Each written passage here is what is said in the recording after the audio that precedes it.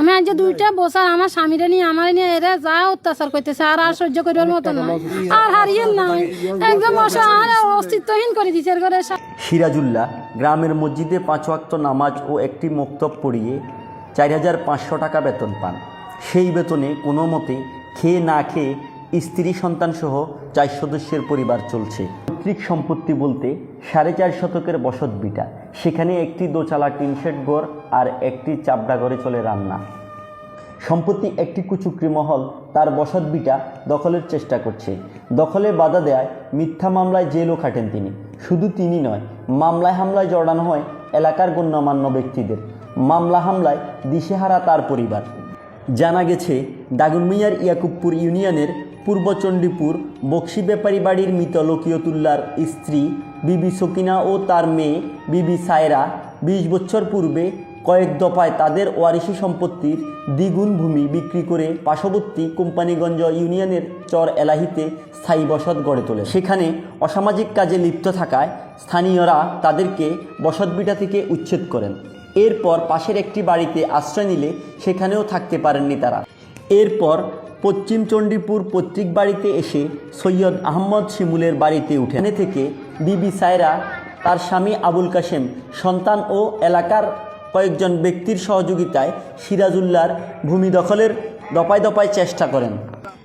2020 সালে মার্চ মাসে হজর নামাজের সময় হেরা যখন আমি একটু বিড়াইটা খালি করছি ঘর করার জন্য, হারুনুর রশিদ হক সাহেব, সৈয়দ আহমদ শিমুল, সায়রা খাতুনের মেয়ে জামাই সাদাত হোসেন সরকার কয়েকজন শহর থেকে গুন্ডা ফান্ডা আনি আমার এটা জবরদখল করতে চাইছে। সর্বশেষ 17 তারিখে আমি বাড়ি ছিলাম না। এরা ফজর নামাজের পরে এখানে আবার নতুন করে ঘর শুরু করছে। আমি আজ 2টা বছর আমার স্বামীরা নিয়ে আমার নিয়ে এরা যা অত্যাচার করতেছে আর আর সহ্য করার মতো না। আর অনেক টাকা স্বামী মসজিদে পাড়ায় 1000 টাকা, এখানে মুক্ত বই 2000 টাকা, 4,500 টাকা বেতন নিয়ে আমি ছেলে মেয়ে 2টা নিয়ে কোনো মতে চলতেছি, আর হারিয়ে নাই, একদম অসহায় অস্তিত্বহীন করে দিচ্ছে এর ঘরে। এখন পুলিশ সুপার কাছে আমার অনুরোধ, উনি যেন আমাদেরকে ন্যায় বিচার পাওয়ার জন্য সহযোগিতা করে। বাপের দিন নাই মালিক হয়েছি বসত বাড়ি 60 ডিসিম। এটার উপরে আমার উপরে বারবার তসারিং করে সারা খাতুন, রিনা এবং রিনা জামাইয়ে কাশেমে হক সাহেব, শিমল ফাটোয়ারি সব বাই থেকে সন্ত্রাস আনি আর এই বাইগল মামলা হামলা করে।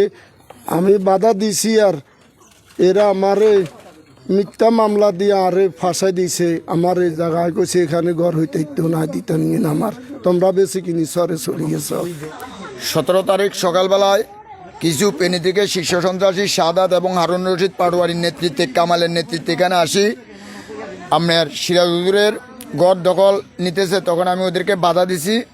বাধা দেওয়ার পরে এরা, আমি বাধা দিয়ে আমার স্কুলে চলে গেছি। 1:30 বাজে যখন ভাত খেতে আসি দেখি যে আবারও একই অবস্থান। তো সকালবেলায় পুলিশ প্রশাসন এবং মেম্বার সাহেবেরা আসি, তারাও বলি গেছে। বলি যাওয়ার পরে দুপুরবেলা আসি, তারা আবার ওই শীর্ষ সন্ত্রাসী চালায় ঘরটা উঠাইতেছে। উঠাবার পরে আমি তাদেরকে তখনও বাধা দিই।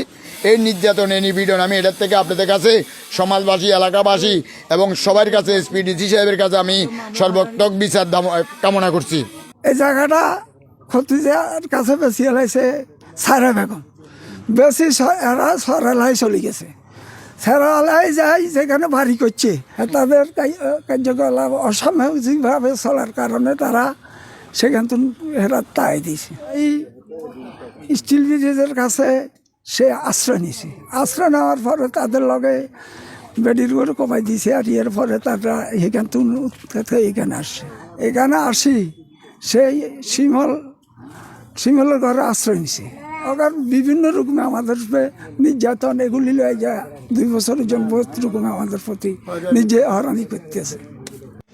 যখন তাদের এই বিচ্ছেদটা বাজে, এরা যখন চেয়ারম্যানের মুখামুখি হয়, তখন চেয়ারম্যানকে আমরা এলাকাবাসী, চেয়ারম্যান আমাদের থেকে সহযোগিতা চাইছে, আমরা চেয়ারম্যানকে সহযোগিতা করেছি।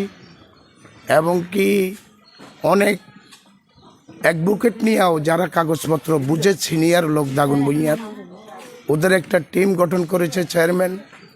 ওই টিমের মাধ্যমে আমরা সকল কাগজপত্র বুঝে আলোচনা করি। দেখলাম এই সকিনা খাতুন অনেক আগে যে সম্পত্তির মালিক ছিল, সেই সম্পত্তি আজ থেকে প্রায় 20-22 বছর আগে সম্পূর্ণরূপে বেচা বিক্রি করি স্বইচ্ছায় সদ্জ্ঞানে কোম্পানিগঞ্জ ছড়েলাইতে চলে গেছিল। সে যে জায়গার মালিক, সে জায়গা থেকে ওভারঅল বসতবাড়ি এবং কি তার যে নাল জমিন ছিল কিছু, ওইগুলা সহ বিক্রি করতে তার স্বাস্থ্যবাইদের এবং কি তার জ্যেষ্ঠবাইদের আরও প্রায় 20 ডিসিমিল জায়গা সে অতিরিক্ত বিক্রি করিয়া চলে গেছে। বারবার তার উপরে কেন বহিরাগত ফেনীর থেকে সন্ত্রাস আনি রাত্রে 4টা রাত্রে 3টায় কেন এখানে আক্রমণ করে, এই বিচার আমি ফেনী পুলিশ সুপার মহোদয় প্রতি বিশেষ করে আমি অনুরোধ করব, সরাসরি উনি ওনার একটা টিম দিয়ে সরাসরি তদন্ত নিয়ে এদেরকে শাস্তির আওতায় আনার জন্য। হ্যাঁ, এই বিষয়ে আসলে একটা যেহেতু ফৌজদারি অপরাধ এবং এই মেডিকেল কিছু কাগজপত্র নিয়ে আসছে, আমি মামলা নেই, এটা ইনভেস্টিগেশন করা হচ্ছে এবং এখানে যেহেতু ফৌজদারি অপরাধের অভিযোগ আসছে, মামলা নিয়ে আমি তদন্ত করছি। এখানে হয়রানি করার কোনো সুযোগ নেই। আর যেহেতু জায়গা জমিন অনেক দিন ধরে দীর্ঘ সময় তাদের মধ্যে বিদ্যমান, এটা আসলে জায়গাটা আদালতের মাধ্যমেই এই কাগজপত্র দেখে এটা সমাধান করা সম্ভব।